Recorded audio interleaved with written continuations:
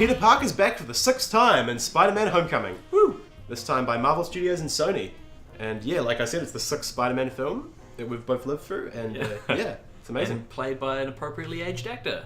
Yes, for the first time. For the first time. This guy's not 30. Spider-Man Homecoming, directed by John Watts, takes place at least 4 months after Civil War, and Peter's kind of waiting for a call from Iron Man or the Avengers to do a cool job, and when nothing's happening, he's getting bored, so he decides to take it to the streets himself, be the friendly neighborhood Spider-Man, and then some new foe appears, Michael Keaton as the Vulture. Yeah. So Tom Holland, I think, plays a great Peter Parker / Spider-Man in this film. My favourite portrayal so far, not necessarily just because he seems age appropriate, but he just has that right amount of like charisma and awkwardness and goofiness and funny. Yeah, he's like a perfect mix between Andrew Garfield and Tobey Maguire. Yeah. Tobey Maguire in the original movies had that kind of Peter Parker side nailed down. And Andrew, he didn't quite have Spider-Man, he didn't seem as cool. Andrew Garfield was too cool, but he was really good at Spider-Man, and Tom Holland is just the perfect mix of the two, I agree. Which is great. But the thing is that in Civil War, like his 10 minutes in that film was like one of the highlights, Yeah, and I'm really happy that this movie carried on with it. It wasn't like a fluke, he's still so good as Spider-Man. Yeah, really they nailed that. Yeah, him in Civil War back in Homecoming again. Totally. We see that same Peter Parker. Tony Stark's back in this film, and it's really great to have Robert Downey Jr. not be the center of attention this time. He's sort of a backseat driver, mentor figure for Peter, and it's real funny because he's almost kind of, he knows he's being like a father figure, and he just keeps saying, "Oh my god, I'm like my dad," It's sort of like a funny meta thing going on. But I like the Tony Stark appearance and his kind of role in it, but I do feel like even when he's not on screen, there's still this sense that Iron Man is still quite a strong presence in the film, like whether it's just because like Spider-Man's new suit is like Stark tech. We had Happy back, which was great. John Favreau's great. So he was like, he's in this movie a lot, so that was really cool. The thing with Marvel villains, we've talked about this before, a lot of them suck, we got Loki, and under that you got like Ultron and Robert Redford from Winter Soldier, and the rest are pretty meh. I'd rank Vulture pretty high. Like, he's not quite Loki, but I really liked him in this. I think he got a lot more development than most characters do.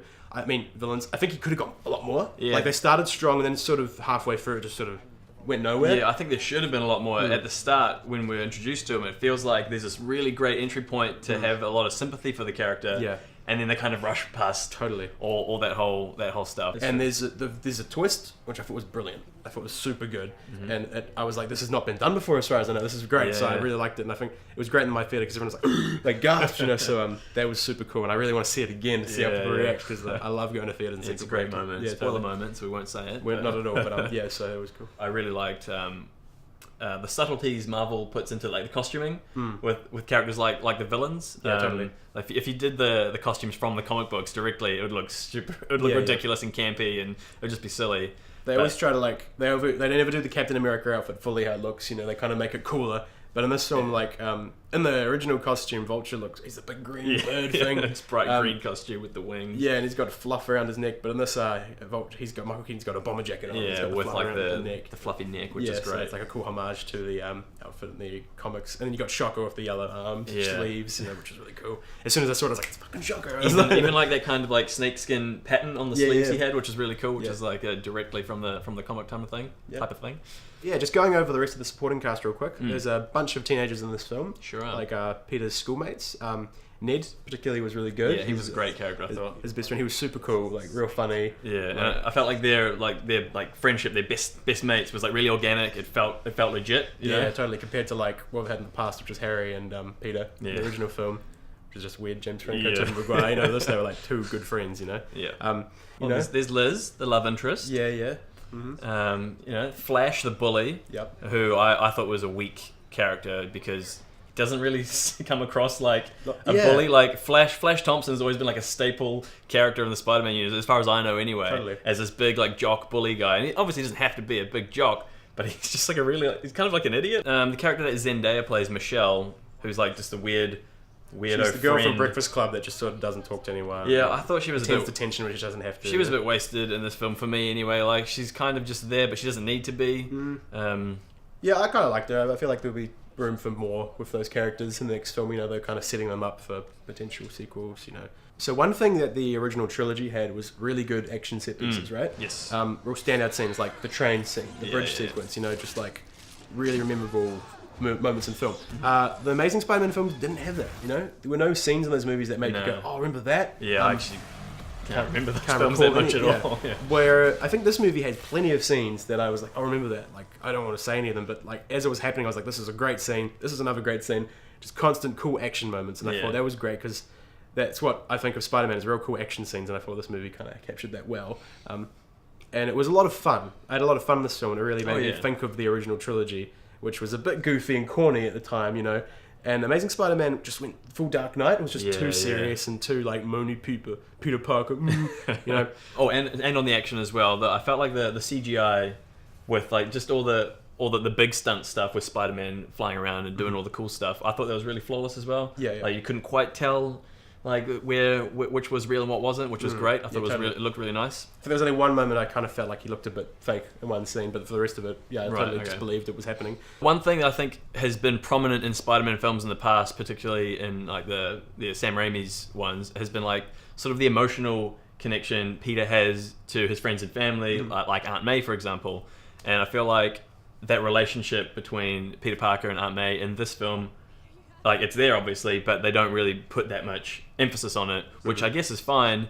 But I feel like there's not much emotional weight to this film. I definitely feel that in the Sam Raimi ones. Yeah, you know. One thing I quite liked about this movie is they don't mention Uncle Ben at all. You know, it's just implied. Like there's a part where he's like, I don't want to upset May after everything she's been through. We know exactly what he's talking about. We don't need to see it though. We've seen it happen like twice now. It's like the Wayne's getting shot. We've been there, done that. You know, get over it. Yeah. So I was okay with that, but I feel like they didn't have that deeper connection because she's younger. You know, it's like maybe I just want to see like them bond. You know, even not over bad things necessarily. I just wanted a nice connection between them. There was a few moments, kind of comical moments where they're talking. You know, like that little huddle in a car at one scene, and I think it was like just a different take on it. Okay, so Spider-Man: Homecoming, I feel, is a great like fun Spider-Man film that we haven't really seen in other Spider-Man films as far as hitting all the right Peter Parker Spider-Man moments. So that's great, and Tom Holland is awesome. I really like his little homemade costume as well. I thought that was fantastic. We get to see that a little cooler than previous versions of the homemade Spider-Man costume, which is great. Another thing I did love about this story and this film was that it was quite a locally contained thing. I had sort of like that Ant-Man vibe for me, where it was just like a little story, just personal to Spider-Man and just in his little city. It wasn't a big like epic, the world's gonna end type thing, which is great. The Vulture as a threat, he wasn't gonna destroy the city or anything like that. It was just a little. You're exactly right, and I agree. It's so nice to have a movie where the stakes are high, but not super high. You know, there's no meteor cities falling on the ground this time. They saved that for the Avengers. This is Spider-Man, you know. Some of the negatives I do have about this film are kind of like important plot points, so I can't really go into it. But I do have a few little like story moments or like bits of dialogue that I kind of thought was a bit naff. But I did really like this film overall. It was fun. So I'm going to give it a 7 out of 10. It's a nice average score. Good.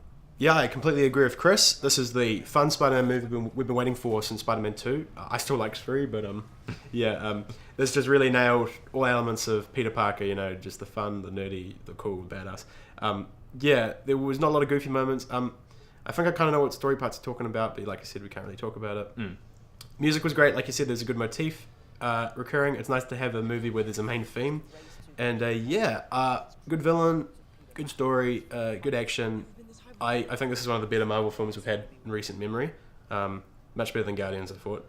And I'd give it an 8 because this is just a good movie that I really enjoyed, and I think you should all check it out.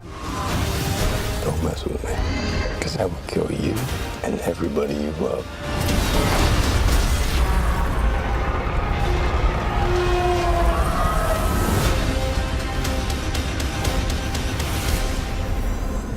Alright, thank you so much for watching, guys. This has been our review for Spider-Man Homecoming. It's been an absolute pleasure bringing it to you. If you want to see some other reviews, like and subscribe, please do that. That'd be great. We've got some other things as well, don't we, Taylor? Yeah, we've got some top 5s, and we've got some old sketches. We've got some new ones coming up eventually. We'll get there. And we're seeing your comments about the elephants and stuff. We've got an eye on that. We'll get there eventually. They might be coming. Yeah, just wait. Have a good night. Thanks so much. Bye.